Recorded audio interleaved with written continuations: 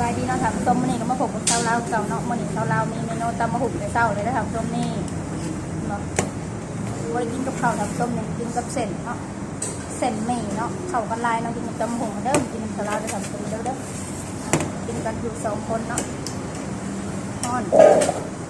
มันเบรกนี่งาจืดมันฉันลงไปมันงาสดเดี๋ยวมากินข้าวเนาะใส่มือลุกเนาะผมฟูอีกซะด้วยแสบลายเป็นเหี่ย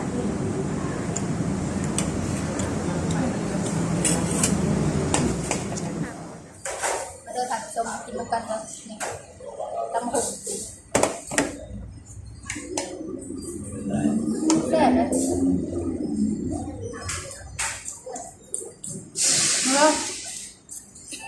โอ้กินอะไรกันเนี่ยน่ากินจริงๆเลยส้มตำโหอร่อยนะมาเริ่ม อะไรตำปูอ่ะปลาร้า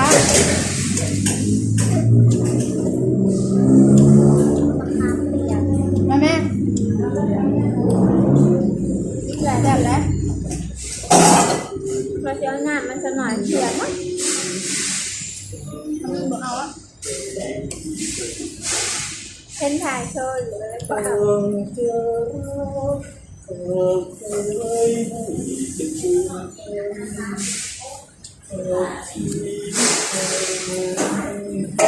ิวท่านผู้ชมตายแล้วก็เอามาที่เขาเลยนะ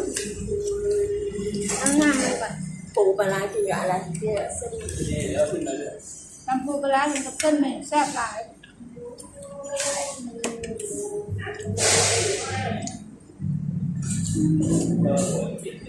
เด้อพ่อแม่พี่น้องกินกัน มาเด้อมาเด้อหากินบ่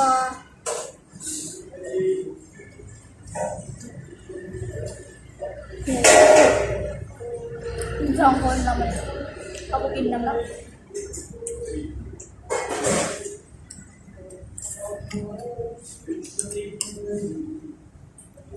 มุกบอก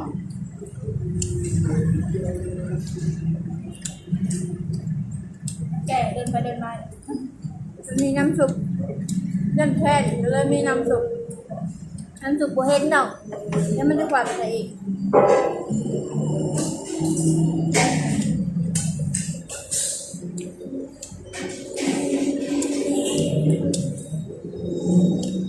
ขึ้นเหม่งข้าวก็น้ำหุงเข้ากันดีขนาดจะทำตรง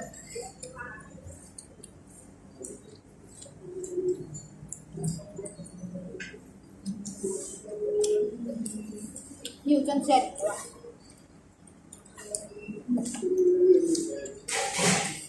เขาบอกนะ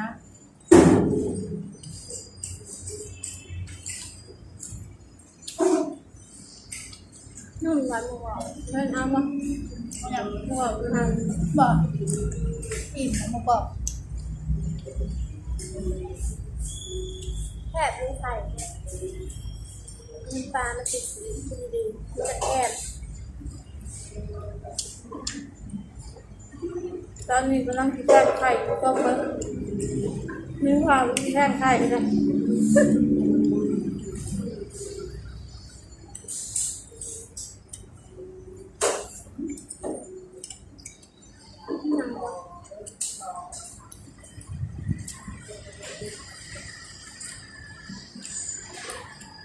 เราจะเล่นกินข้าวเช้าเนาะ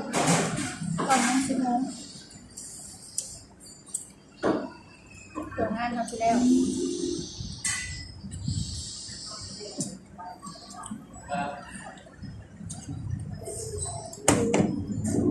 น้ำหมูเราเปิด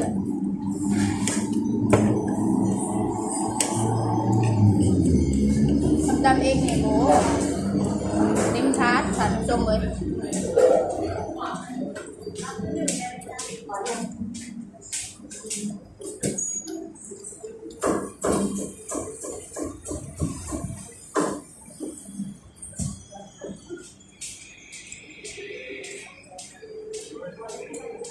คือประมาณเนาะตัวอันบัวได้แล้วมัน ราคาโปรแพงมันก็เลยหน่อย25 บาท ตื่นตั้งตี 4 หนาเป็นทั้งหัว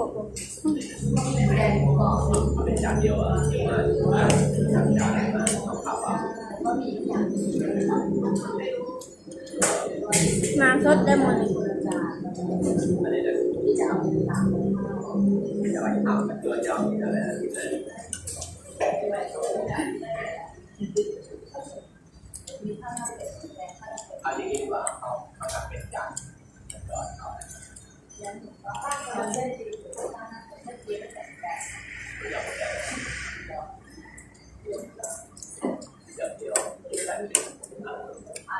สำหรับผู้ใดผู้เคยกินก็ลองกินหมดนะครับจ้ะเส้นหมี่ข้าวแซ่บกว่ากระปุ่นเลย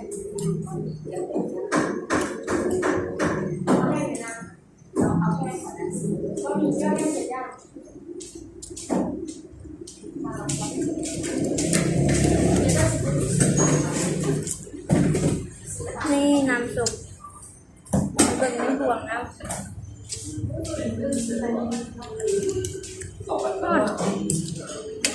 มา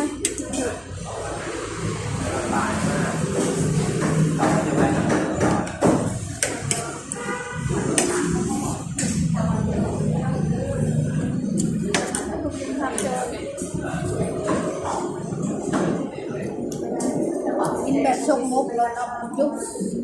ใส่มือหานิ้วเลย มันต้องพักคอยหมักแล้วพักกระลำ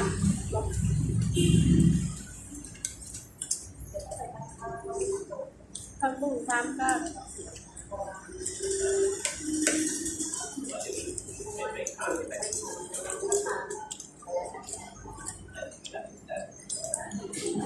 พุ่ง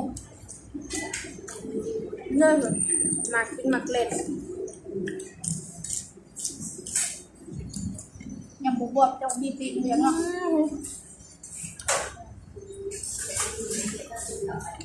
โดนปากว่ะ